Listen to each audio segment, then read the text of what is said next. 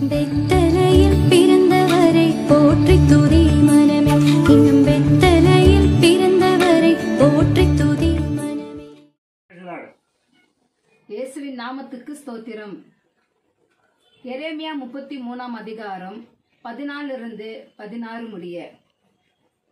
இதோ நாட்கள் வரும் என்று கர்த்தர் சொல்லுகிறார். அப்பொழுது நான் இஸ்ரவேலின் குடும்பத்துக்கும் யூதாவின் குடும்பத்துக்கும் சொன்ன நல்வார்த்தையை நிறைவேற்றுவேன்.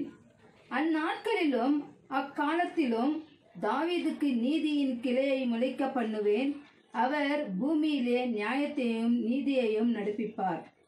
அந்நாட்களில் யூதா ரட்சிக்கப்பட்டு எருசலேம் சுகமாய் தங்கும்.